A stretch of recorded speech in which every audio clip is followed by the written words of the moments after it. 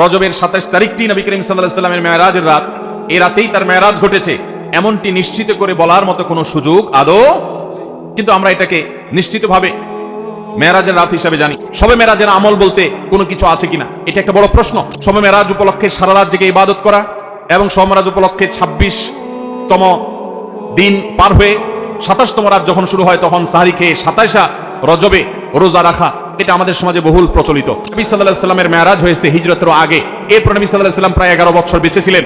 এই পুরো সময় জুড়ে কখনো তিনি মেরাজ দিবস, মেরাজ রজনী উদযাপন এটা তিনি কখনো করেছেন বলে কোনো জাল বা জয়ীফ হাদিসে পর্যন্ত বর্ণিত হয়নি। মেরাজকে কেন্দ্র করে কোনো নামাজ, মেরাজকে কেন্দ্র করে কোনো রোজা, এটা কোনো বিশুদ্ধ হাদিস দ্বারা বর্ণিত হয় নাই। আমরা রজব মাস আসলে মেরাজের মাস এটা জানি, অথচ রজব মাস যে সম্মানিত 4 মাসের এক মাস, সম্মানিত মাস হিসাবে এই মাসে বিশেষ কিছু করণীয় বর্জনীয় আছে, সে বিষয়ে এদেশের বেশিরভাগ মুসলমান জানে।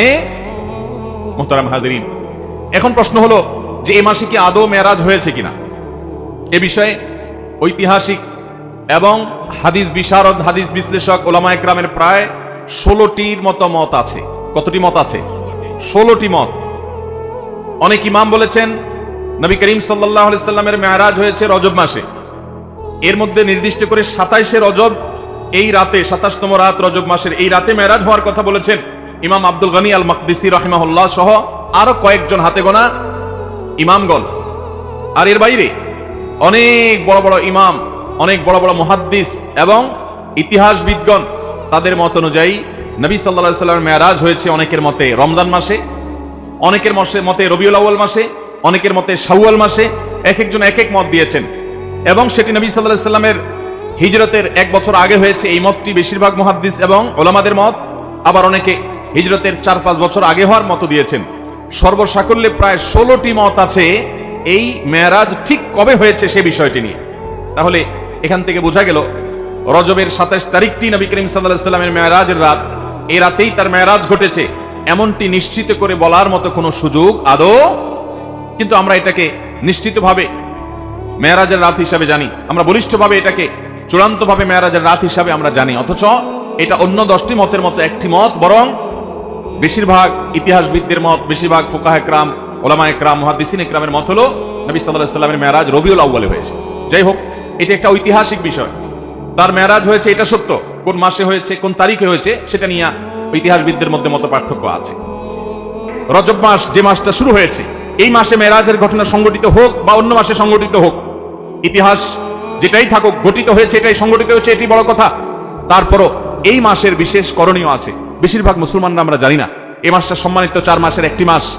আল্লাহ রাব্বুল আলামিন এই মাসকে সম্মান দিয়েছেন। সম্মানিত 4 মাসের বাকি 3 মাস কোনটা? বাকি 3টা ধারাবাহিক মাস, সালাসুন মুতাওয়ালিয়াত, 3টা ধারাবাহিক মাস।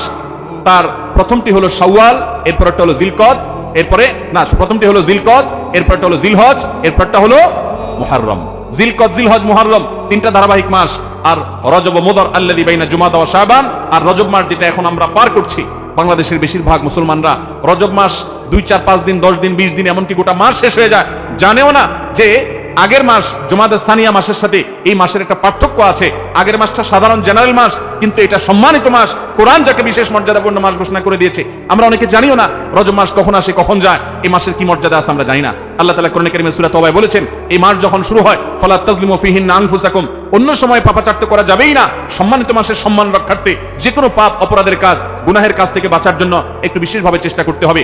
এই রজব মাসে যে কোনো পাপ করতে গিয়ে যদি আপনার বুক একবারও আপনার ভিতর থেকে যদি আপনাকে বাধা দেয়, তাহলে বুঝতে হবে আপনি মাসের সম্মান অন্তত জেনেছেন, অনুধাবন করেছেন।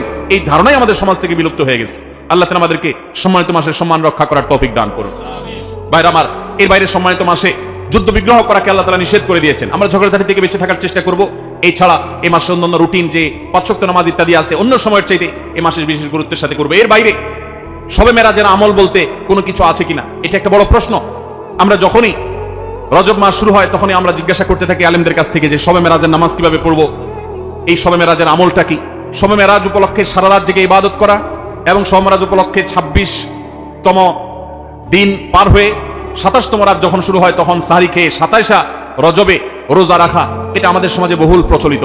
অথচ ভাইরা আমার, যেটা আমরা শুরুতে বলেছি, রজব মাসের 27 তারিখে নবী সাল্লাল্লাহু আলাইহি ওয়াসাল্লামের মেরাজ হয়েছে এমনটি নিশ্চিত কোনো বিষয় নয়।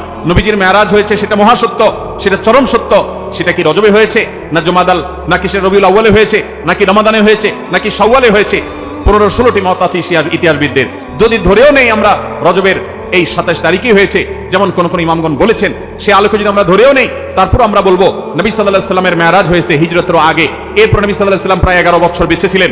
এই পুরো সময় জুড়ে কখনো তিনি মেরাজ দিবস, মেরাজ রজনী উদযাপন এটা তিনি কখনো করেছেন বলে কোনো জাল বা জয়ীফ হাদিসে পর্যন্ত বর্ণিত হয়নি। বিধায় মেরাজের এই ঘটনার পুনরাবৃত্তি বা এই ইতিহাস, ওই তারিখটার পুনরাবৃত্তিকে আপনার কেন্দ্র করে প্রতি বছর একটা বিশেষ দিনকে শবে মেরাজ উদযাপন করা, রাতভর বিশেষভাবে ইবাদত করা, দিনভর বিশেষ গুরুত্ব দিয়ে রোজা রাখার কথা বিশুদ্ধ কোনো হাদিস দ্বারা প্রমাণিত নয়।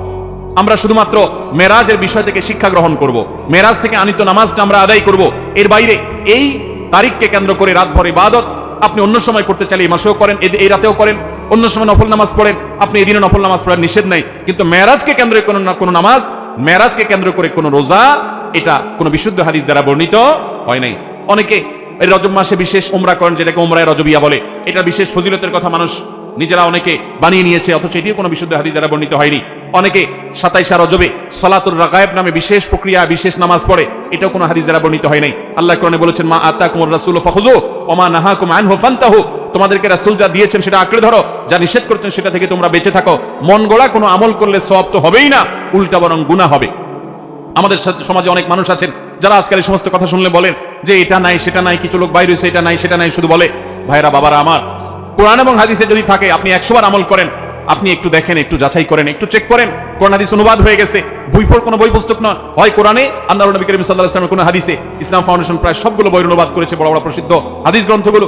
আপনি চেক করে দেখেন যে মেরাজের রাতকে কেন্দ্র করে, মেরাজের দিনকে, দিবসকে কেন্দ্র করে কোনো আমল সাহাবায়ে কেরাম করেছে কিনা, নবী সাল্লাল্লাহু আলাইহি ওয়াসাল্লাম করেছে কিনা। তিনি যদি করে আপনি কেন করবেন না? আর যদি তিনি না করেন তো মনে রাখবেন, দেখতে মনে হয় নামাজ ভালো জিনিসই তো, আবার এখানে বাধা কেন? অনেকে বলেও যে রাত্রে মানুষ নামাজ পড়বে, চুরি তো করবে না, গান তো শুনবে না, তাহলে কিছু হুজুররা বাধা কেন দেয়? ভাইরা আমার, নামাজ আপনি পড়েন, এটাতে কোনো সমস্যা নেই, কিন্তু এই রাতে কোরআন হাদিসের নির্দেশ, ইসলামের নির্দেশ মনে করে যদি কোনো কাজ করেন, অথচ ইসলাম আপনাকে নির্দেশ করে নাই, তাহলে সেটা হলো মনগড়া আমল। মনগড়া আমলকে বলা হয় বিদআত, আর বিদআত হলো গোমরাহি, ভ্রষ্টতা। ওয়া কুল্লু দালালাতিন ফিন্নার। আর নবীজি বলেছেন সকল ভ্রষ্টতার ঠিকানা কোথায়?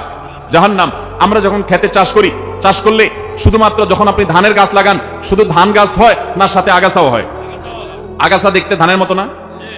আমরা কি সেই আগাছাগুলো রেখে দেই নাকি আস্তে আস্তে তুলে ফেলে দেই? যদি কেউ মনে করে আরে ধান গাছ তো অল্প একটু জায়গাতে আছে, আগাছার জায়গায় হয়েছে, সমস্যা কি, এই বেচারাকে তুলে কেন মেরে ফেলতে হবে? থাকুক না, ধান গাছও থাকুক, ওইটাও থাকুক, তাহলে ধানের ফসলের ফলন ভালো হবে। আপনার ঈমান এবং আমলের ফলন যদি ভালো হতে হয়, তাহলে বিদআত এবং মনগড়া আমল এগুলো থেকে নিজেকে সরাতে হবে। আপনি এমনি নিজে থেকে নফল আমল করেন, সেটা ভিন্ন কথা, কিন্তু বিশেষ কোনো দিবসে কোরআন হাদিসে আছে বা ইসলামের নির্দেশ মনে করে, বিশেষ ফজিলত মনে করে যখন করবেন, তখন সেটা বিদআতে পর্যবসিত হবে। অতএব মেরাজ এটাকে উদযাপন নয়, আসুন মেরাজকে উপলব্ধি করার চেষ্টা করি।